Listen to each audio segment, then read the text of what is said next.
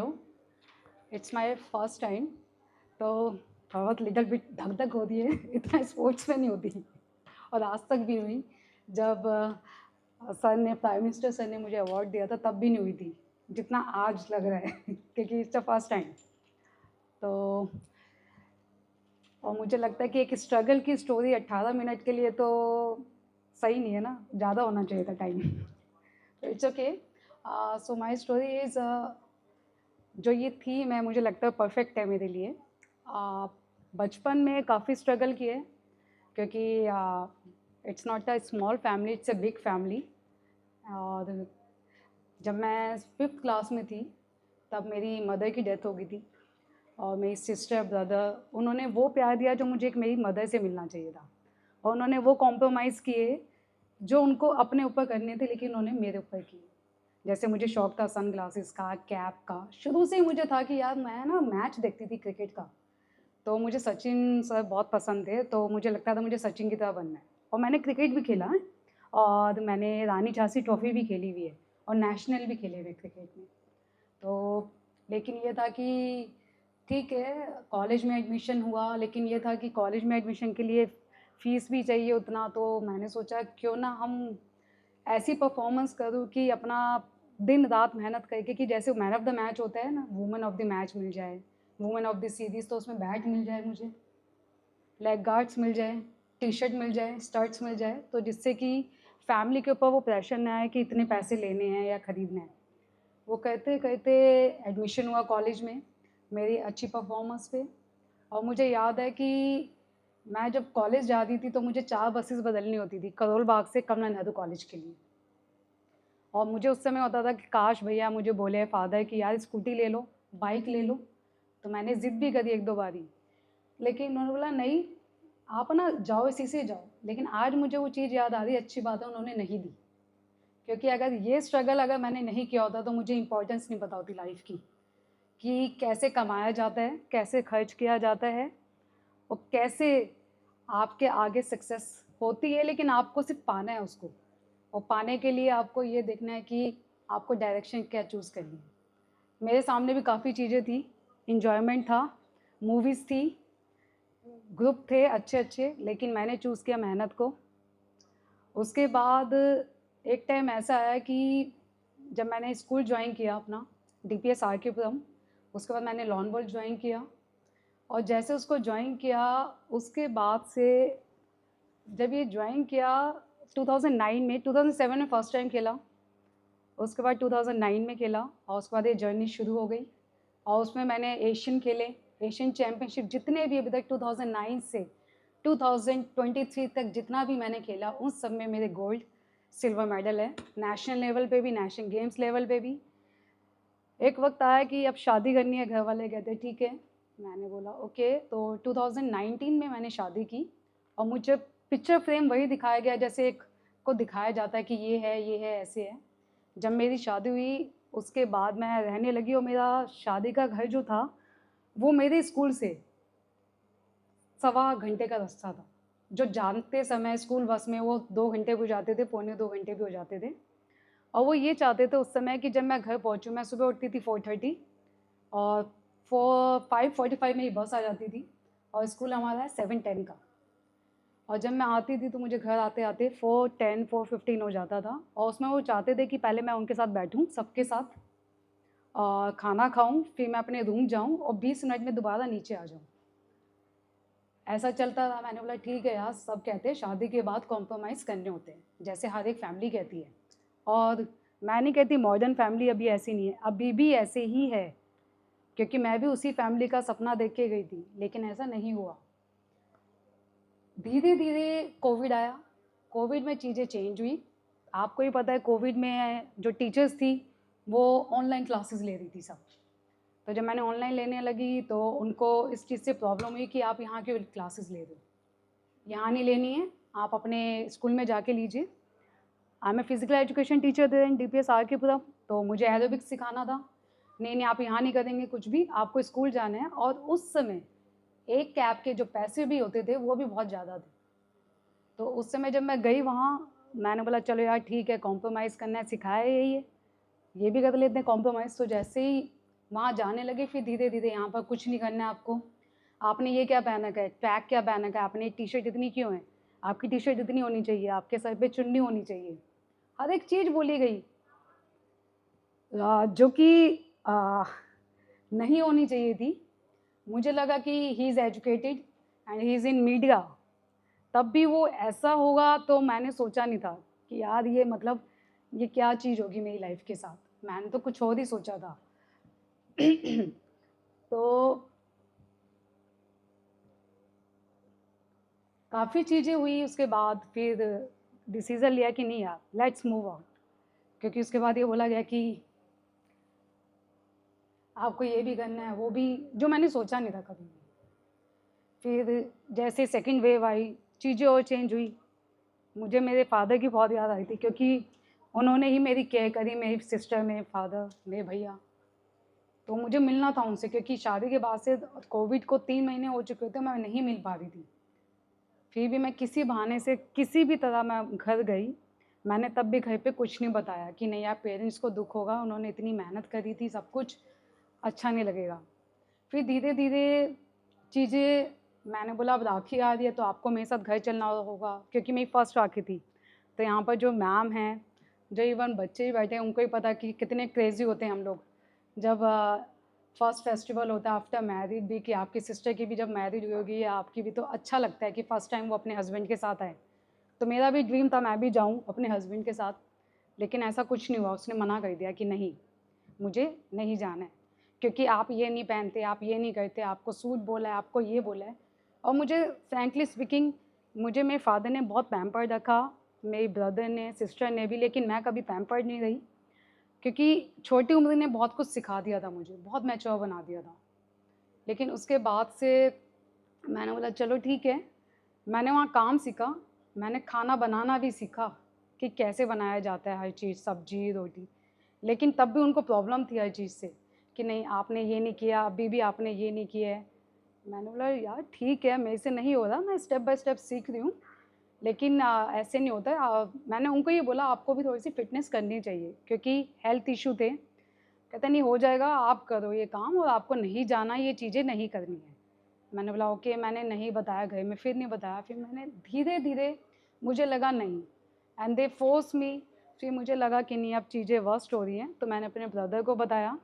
और सबसे अच्छी चीज़ क्या थी, आज समझ आ गया कि आपकी लाइफ में जो वैल्यू है ना पेरेंट्स की, वो ना पति की है, ना किसी और की है। जो आपके पेरेंट्स हैं ना, वही सब कुछ है। और सबसे जो मेरा डिवोर्स का डिसीज़न रहा, जिसने मेरा सबसे साथ दिया, वो मेरी फैमिली थी, वो मेरे पिलर थे। अगर वो ना होते तो शायद मैं आज यहाँ ना होती। तो उन्होंने बोला अच्छा ठीक है, तो उसके बाद मैंने डिवोर्स लिया, और मेरा डिवोर्स 21 में हुआ। उस समय भी कोविड चल रहा था। अब कोविड में आपको ही पता है कि आप कहीं बाहर नहीं जा सकते थे। मैं किससे शेयर करूँ अपनी बातें, क्योंकि पेरेंट्स को आप इतना कितना बताओगे, फादर को भी आपको रोना आ रहा है सब कुछ, क्योंकि फादर इमोशनल हो जाएंगे। लेकिन एक चीज़ अच्छी लगी मुझे, कि जो शादी करी वो लव अरेंज, मतलब लव नहीं थी, किसी ने बताया तो लव अरेंज हो गई। लव उसमें था नहीं, बस अरेंज शादी हो गई।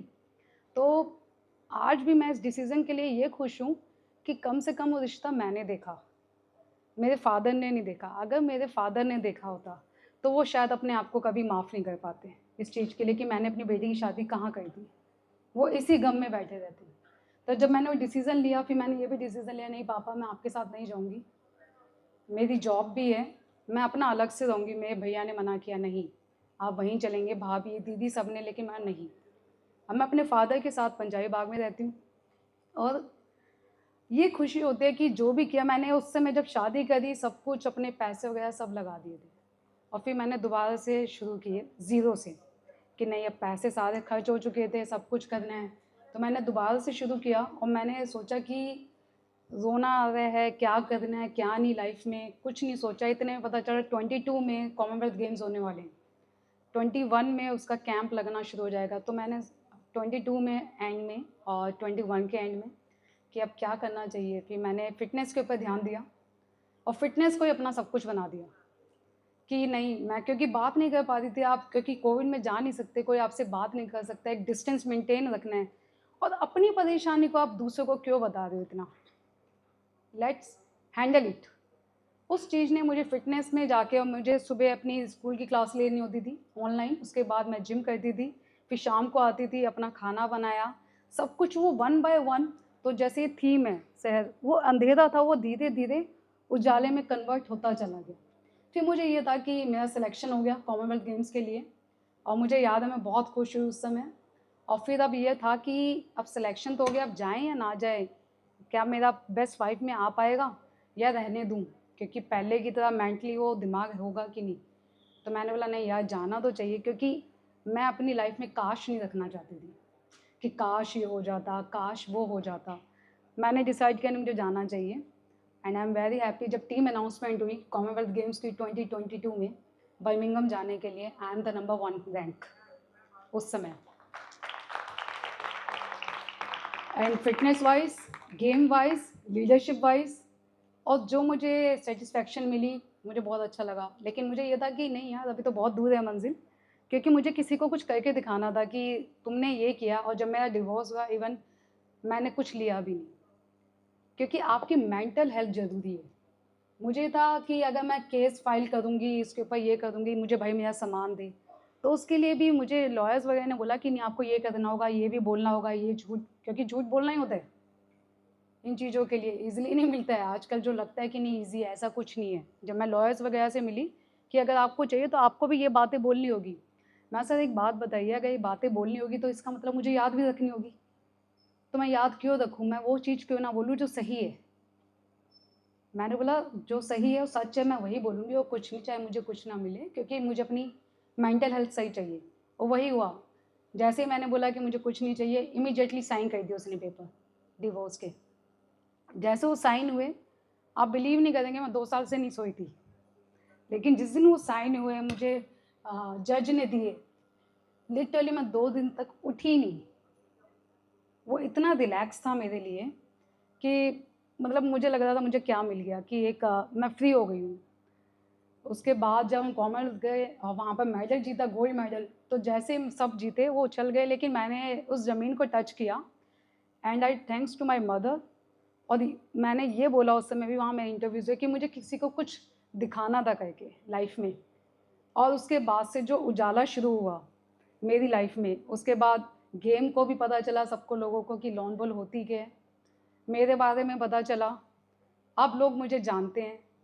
मुझे लगता है कि हमें हार नहीं माननी चाहिए किसी चीज़ से, लेकिन बस ये लगता है कि यार इतना करने के बाद, जैसे मुझे था कि यार हम जीत जाएंगे ना, तो मीराबाई चानू की तरह हमें भी कोई पिज़्ज़ा बोलेगा कि हाँ भाई तुम्हारे लिए फ्री हो गया पिज़्ज़ा ऑर्डर, या ये भी फ्री हो गया ये भी। लेकिन ऐसा कुछ, मतलब अगर स्पॉन्सरशिप होती खुद के लिए तो अच्छा लगता। लेकिन ठीक है यार, इट्स लाइफ। लेकिन इस लाइफ ने ये ज़रूर सिखा दिया मुझे, और अभी भी मुझे स्कूल के लोग बोलते हैं, मेरी टीचर भी एक बैठी हुई यहाँ पर, कि मैम आप स्माइल करते रहते हो, और मतलब आपने कैसे किया, आपने कुछ सोचा आगे के बारे में? तो मैं उनसे यही कहती हूँ, मैंने आगे के बारे में नहीं सोचा, मैंने ये सोचा कि आज कैसा चल रहा है मेरा। अगर आज अच्छा गया ना, तो मेरा कल खुद ही ऑटोमेटिकली अच्छा हो जाएगा।